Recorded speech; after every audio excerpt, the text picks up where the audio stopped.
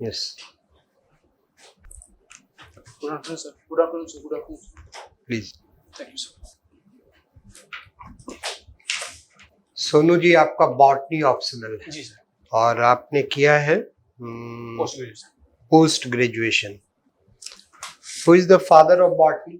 Sir, Theophrast. Theophrast. Okay. ये रोज का बॉटनिकल नेम क्या है? रोज रोज का सर अभी याद नहीं कर पा रहा हूँ. ओके. ये बताइए, बिहार में भी सेंसस हुआ, जी कास्ट बेस्ड सेंसस हुआ. जी सर. इसको आप कितना उचित मानते हैं? सर, ये एक उचित कदम है क्योंकि इसके माध्यम से एक तो हमें डेटा मिलेगा जिसके आधार पे हम आरक्षण के प्रावधानों में भी परिवर्तन कर सकते हैं और जो असमानताएं हैं जातियों के बीच में उसको बेहतर तरीके से समझ के और उसके लिए पॉलिसीज बना सकते हैं सर. लेकिन इसके साथ साथ कुछ समस्याएं भी हैं सर. जैसे कि हो सकता है इसके कारण से जातियों के बीच में और ज्यादा जो है मतभेद बढ़े और उसके साथ साथ कास्ट बेस्ड पॉलिटिक्स भी हो सकती है सर. तो ये ज्यादा बेनिफिशियल है या ज्यादा डिसएडवांटेजेस है? सर, ये डिपेंड करता है कि किस तरह से इसका यूज किया जा रहा है सर. अगर इसका सही तरीके से यूज किया जाएगा तो ये जरूर बेनिफिशियल साबित होगा सर. आपको क्या लगता है बिहार के संदर्भ में ये क्या है? सर, मुझे लगता है कि इसका अगर सही उपयोग होगा तो ये बेनिफिशियल होगा सर. तो लगता है आपको सही उपयोग हो जाएगा? सर, सरकार की नीयत तो यही बताती है सर, तो मुझे उम्मीद है कि ये बेनिफिशियल होगा सर. अच्छा, आपको उम्मीद है कि बेनिफिशियल हो जाएगा. अच्छा, ये बताइए, बिहार की जो समस्याएं हैं, कौन सी मौलिक समस्या नजर आती है आपको? सर, बिहार की कुछ मौलिक समस्याएं जो हैं उनमें से एक तो पॉपुलेशन ज़्यादा है सर. पॉपुलेशन डेंसिटी ज़्यादा है सर. दूसरा सर, प्राकृतिक आपदाएं जो हैं उसके कारण से बिहार में परेशानी. तीसरा सर, लिटरेसी रेट जो है वो बिहार का सबसे कम है सर. और चौथा जो है माइग्रेशन और पॉवर्टी जो है वो मुख्य समस्याएं हैं सर. आपने कहा कि बिहार की एक बड़ी समस्या है. Do you know population is a resource?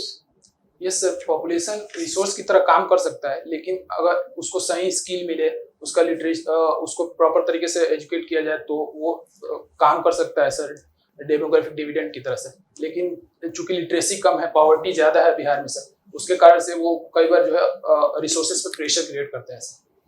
अब आप क्या चाहते हैं? गवर्नमेंट तो इतना खर्च कर रही है एजुकेशन पे, जी सर. है ना, स्कूलों पे इतना खर्च हो रहा है, आपके यहाँ इतने शिक्षक बहाल हो चुके अब तक, है ना, जी सर. पिछले 1-2 दशक से शिक्षक की बहाली हुई है यहाँ, फिर भी शिक्षा में की गुणवत्ता में सुधार नहीं आया, ऐसा क्यों? सर, सरकार इसके तरफ सकारात्मक कदम उठा रही है सर, लेकिन ये शिक्षकों की बहाली हो रही है लेकिन जो पुराने शिक्षक हैं उनमें क्वालिटी की कमी है और उसके साथ साथ इंफ्रास्ट्रक्चर जो है उसमें भी अभी प्रॉपर तरीके से डेवलपमेंट नहीं हो पाया है सर सही तरीके. क्योंकि अगर मैं अपने अनुभव से बताऊं तो मेरे गांव का जो प्राइमरी स्कूल है सर, वहाँ पे अभी भी बेंच और जो बेसिक सुविधाएं हैं वो उपलब्ध नहीं है सर. तो सरकार तो फंड दे रही है सबके लिए. जी सर, उसमें धीरे धीरे डेवलपमेंट हो रहा है सर. मुझे लग रहा है कि नेशनल एजुकेशन पॉलिसी को प्रॉपर तरीके से अगर इम्प्लीमेंट किया जाए और साथ साथ में जो सरकार के जो भी प्रावधान है उनको सही तरीके से उपयोग किया जाए तो निकट भविष्य में जो है इसमें भी अच्छा सुधार दिखेगा सर. न्यू एजुकेशन पॉलिसी क्या है? Sir, new education policy sir 2020 में आया था, जिसके तहत सरकार जो है एजुकेशन में कई परिवर्तन लाने की कोशिश कर रही है. जिसके तहत सर हायर एजुकेशन के अंदर सेमेस्टर सिस्टम को लागू किया जा रहा है सर, क्रेडिट बेस्ड सिस्टम को लागू किया जा रहा है. साथ साथ में अगर प्राइमरी और सेकेंडरी एजुकेशन में देखा जाए तो वहाँ पे 6ठी क्लास से ही स्किल डेवलपमेंट के ऊपर बात की जा रही है सर. उसके बाद से साल में 2 बार परीक्षा कराने की बात की जा रही है सर. इससे छात्रों का बोझ कम होगा और साथ साथ में उनका सर्वांगीण विकास भी होगा सर. आप ज्वाइंट फैमिली को बिलोंग करते हैं कि न्यूक्लियर फैमिली? ज्वाइंट फैमिली को. क्या एडवांटेज है और डिसएडवांटेज है ज्वाइंट फैमिली के? सर, ज्वाइंट फैमिली में एक तो सब परिवार के सभी लोग जो है एक दूसरे का ख्याल रखते हैं सर. अगर बच्चे हैं तो उनका प्रॉपर गाइडेंस जो है हर तरफ से मिलता रहता है, तो प्रॉपर गाइडेंस मिलता रहता है. उसके साथ साथ अगर किसी प्रकार की कोई समस्या हो गई किसी के साथ तो उसमें परिवार के और लोग मदद करते हैं. जैसे मेरे साथ अगर देखा जाए तो मेरे पिताजी का देहांत बहुत मतलब 1998 में हो गया था सर, लेकिन मैं ज्वाइंट फैमिली में हूँ इसलिए मुझे पढ़ाई में उनकी सपोर्ट मिला परिवार का और इसलिए मैं पढ़ सका सर. तो इस तरह से, लेकिन साथ साथ में महिलाओं को कुछ समस्याएं भी होती हैं सर ज्वाइंट फैमिली में. उनके ऊपर अतिरिक्त रिस्ट्रिक्शन होता है क्योंकि परिवार के बहुत सारे सदस्य होते हैं जो उन पे मतलब निगरानी एक तरह से रखते हैं, तो उससे उनकी कुछ समस्याएं भी होती हैं सर। और कोई समस्या है जॉइंट फैमिली को लेकर? सर कई बार विवाद उत्पन्न हो जाता है, जमीनी विवाद, जब अलगाव की स्थिति पैदा होती है तो जमीनी विवाद और तमाम समस्या ऐसी उत्पन्न होती है जो लंबे समय तक चलती है और मनमुटाव भी उत्पन्न हो जाता है इसके कारण से। सोनू जी, आप इंडियन कल्चर को बिलोंग करते हैं, जी सर। आप यहाँ साक्षात्कार देने के लिए आए हैं। जी सर। क्या ये एंटायर इंडियन कल्चर के अनुरूप है आपका? सर चूंकि हर इंडियन कल्चर में हर जगह पे अलग अलग वेशभूषा है सर, तो अब पैंट और शर्ट भी इंडियन कल्चर में चूंकि आया तो पश्चिमी देशों से है सर, लेकिन इसको भारत में भी धीरे धीरे अपना लिया गया है, इसलिए अब ये भी भारतीय परंपरा का ही एक हिस्सा बन चुका है सर, लेकिन ये वेस्टर्न कंट्रीज से आया हुआ है सर। और ये जो आपने टाई लगा रखी है सर ये भी वेस्टर्न कंट्री का इन्फ्लुएंस ही है सर। तो ये आप क्या शो करना चाहते हैं, क्या दिखाना चाहते हैं बोर्ड को? सर चूंकि एक प्रोफेशनल लुक देने के लिए और जो ब्यूरोक्रेसी का जो एक तरीका है सर उसमें ये फिट बैठता है। ब्यूरोक्रेसी या फिर किसी भी जहाँ पे प्रोफेशनली काम होता है वहाँ पे एक फिट बैठने वाला अटायर के रूप में देखा जाता है सर, इसलिए सर। Thank you sir. आपको क्यों लिया जाए सिविल सर्विसेज में? सर मुझे लगता है कि मेरे अंदर लीडरशिप क्वालिटी है सर, और उसके साथ मैं कंपैशनेट हूँ सर, इसलिए मुझे सिविल सर्विस में लिया जा सकता। अभी आपने कहा कि जॉइंट फैमिली में महिलाओं पर निगरानी की एक समस्या है। जी सर। निगरानी से क्या मतलब? सर निगरानी से मेरा मतलब ये था कि कई जैसे अगर बहुएं हैं घर में तो उनके ऊपर अतिरिक्त दबाव होता है, वो खुल के स्वच्छंद रूप से अपनी बातों को कह नहीं पाती हैं, और कई बार क्या होता है कि उनको उतना सॉरी सर मैं वैल्यूज क्या होते हैं? सर वैल्यूज मानो सॉरी सर मैं भी याद नहीं। मोरालिटी के बारे में कुछ बता सकते हैं? यस सर वैल्यूज के आधार पे प्रत्येक व्यक्ति की कुछ वैल्यूज होते हैं सर, उसके आधार पे जो है वो प्रत्येक व्यक्ति की अपना एक मोरलिटी डेवलप होती है, जिसके आधार पे वो तय करता है, एक स्टैंडर्ड डेवलप होता है जिसके आधार पे वो तय करता है कि उसे क्या करना चाहिए और क्या नहीं करना चाहिए। G20 की मीटिंग हुई जी सर। और उसमें लिखा गया प्रेसिडेंट ऑफ भारत। जी सर। क्या आपको लगता है ये कॉन्स्टिट्यूशनल था? जी सर, कॉन्स्टिट्यूशन के आर्टिकल 1 के अंतर्गत भारत और इंडिया दोनों की बात की गई है, तो चाहे भारत लिखा जाए या इंडिया सर दोनों कॉन्स्टिट्यूशन। लेकिन प्रेसिडेंट के लिए जहां भी फिर उसके बाद सेंटेंस यूज किया गया, जैसे आर्टिकल 52 में there shall be a president of India, yes sir, not Bharat. Sir लेकिन चूंकि आर्टिकल 1 के अंतर्गत पहले ये वो एक में टेरिटरी बताने के लिए किया गया है, इंडिया का नेचर ऑफ स्टेट कैसा वो बताने के लिए किया गया है। India shall be a union of state, yes this denotes the political nature, sir. but wherever term president has been mentioned, it is with India, not Bharat. So why don't you think that it was an unconstitutional step? Sir चूंकि इसका रूपांतरण जो हिंदी में हुआ है sir उसमें भारत के राष्ट्रपति भी लिखा गया है सर, तो इसलिए ये कॉन्स्टिट्यूशनली उस तौर पे भी वैलिड है सर। रूपांतरण होगा कॉन्स्टिट्यूशन का, इसको लेकर कोई आर्टिकल है क्या कॉन्स्टिट्यूशन? सर माफी चाहता हूँ इसके बारे में सर। सोनू जी, आपने जो पोस्ट प्रेफरेंसेस लिखे हैं उसमें बिहार प्रशासनिक सेवा पहले, उसके बाद राज्य कर सहायक आयुक्त, फिर पुलिस उपाधीक्षक। नहीं सर, वो भरने में थोड़ी सी मुझसे मिस्टेक हो गई थी, इसलिए वो दूसरा पुलिस सहायक तीसरा नंबर पे कर। पुलिस अधीक्षक उपाधीक्षक दूसरे नंबर पे। जी सर। और बिहार प्रशासनिक सेवा पहले नंबर पे। जी सर। ओके। मदर्स का प्रोफेशन में आपने लिखा होम मेकर। जी सर। क्या इसको आप एलेबोरेट कर सकते हैं, क्या होम मेकर क्या है? सर होम मेकर से मेरा आशा है कि मेरी माताजी जो है वो पूरे परिवार को एक तरह से साथ लेके चलती हैं सर, साथ साथ में वो घर के तमाम कार्यों में जो है अपनी हिस्सेदारी भी साबित करती हैं सर, तो इससे मेरा आशा था सर। आपकी ग्रेजुएशन BHU से हुई है? Yes sir. ओके, बताइए बनारस, जो बनारस बोलते हैं जी, एक शब्द वाराणसी का भी इस्तेमाल करते हैं, जी सर। क्या दोनों में अंतर है? सर वाराणसी जो है वो 2 नदियां वहां पे बहती थी सर, एक बरोड़ा और एक अस्सी, उन दोनों के मिश्रण से वाराणसी नाम की उत्पत्ति हुई सर। लेकिन बनारस जो है वो एक जो प्राचीन काल से जो है नाम जो था वो बनारस था, तो इसलिए। अच्छा। और आपका जो ग्रेजुएशन का सब्जेक्ट है और एमएससी है वो है बॉटनी में। जी सर। कॉफी के बारे में बता सकते हैं? कॉफी फूड है या ड्रिंक है, क्या है? सर एक ड्रिंक बेवरेज ड्रिंक है कॉफी। बेवरेज जी सर। ड्रिंक और फूड में क्या डिफरेंसेस है? सर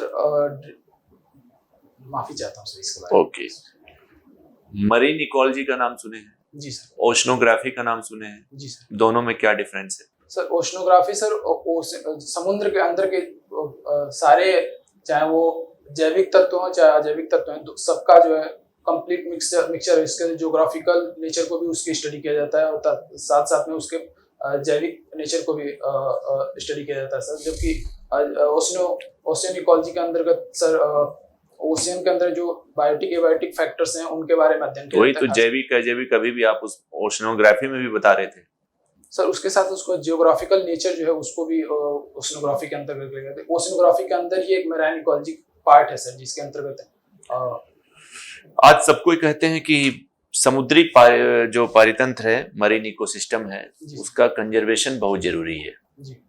क्यों जरूरी है? मरीन इकोलॉजी हमें क्या मतलब क्या बेनिफिट्स हैं उसमें? सर मैरीन इकोलॉजी के अंतर्गत सर हमें एक तो वहां से फिश रिसोर्सेज बहुत सारे मिलते हैं सर, जैसे कि फिश हो गया या फिर सोडियम आयोडीन हो गया सर, सोडियम एसेंस आयोडीन हो गया, ये हमें वहां से मिलते हैं सर। उसके साथ साथ अगर वहां पॉल्यूशन होगा सर तो हमारे जो सर माफी चाहता हूँ। कार्बन सिंक का नाम सुने हो? जी सर। बताइए कार्बन सिंक क्या बोलते हैं? कार्बन सिंक सर कार्बन जो एटमॉस्फेयर में जो कार्बन है उसको जब एक जगह एकत्रित किया जाता है तो उसको कार्बन, चाहे वो प्लांट्स के अंदर हो या फिर ज्योग्राफिकल किसी दूसरे बाउंड के अंदर हो, तो उसे कार्बन सिंक कहा जाता है। ओके। पैलियोबॉटनी क्या है? सर फॉसिल्स, बॉटनी के अंदर जो फॉसिल्स हैं उनका स्टडी करने को पैलियोबॉटनी। यूपी में कहाँ पर है पैलियोबॉटनिकल इंस्टीट्यूट? लखनऊ में सर। क्या नाम है? पैलियोबॉटनी बिरबल सानी इंस्टीट्यूट ऑफ पैलियो साइंसेज हो गया सर। ओके।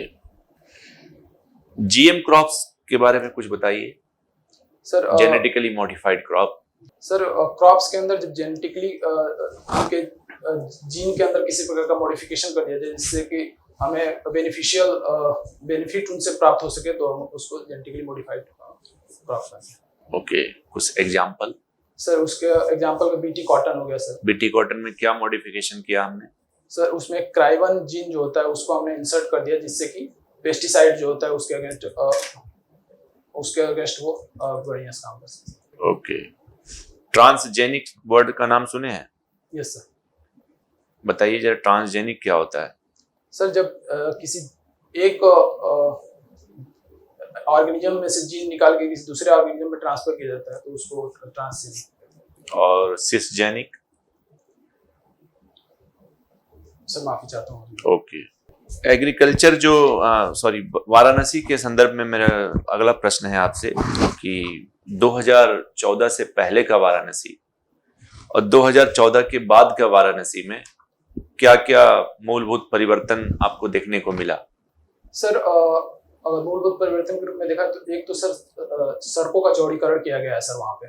ओके। दूसरा सर घाट जो है उनका सुंदरीकरण किया गया है और तीसरा सर अभी रोपवे का निर्माण बनाया जा रहा है सर। कैंट स्टेशन से गोदवलिया तक डायरेक्ट रोपवे के माध्यम से हम जा सकते हैं। तो वाराणसी के सौंदर्यीकरण या विकास में विज्ञान प्रौद्योगिकी की क्या भूमिका रही?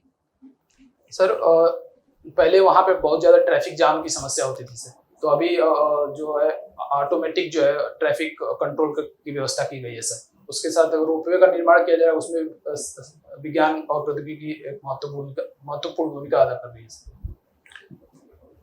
पटना में या बिहार में समझिए तो हमारे यहाँ बहुत सारी समस्याएं हैं एग्रीकल्चर्स को लेकर। पॉपुलेशन बढ़ रहा है, खेतें जो हैं वो सिमट रही हैं, उत्पादकता भी बढ़ाना है और पर्यावरण को भी सुरक्षित रखना है। आप क्या सुझाव देंगे इसके लिए?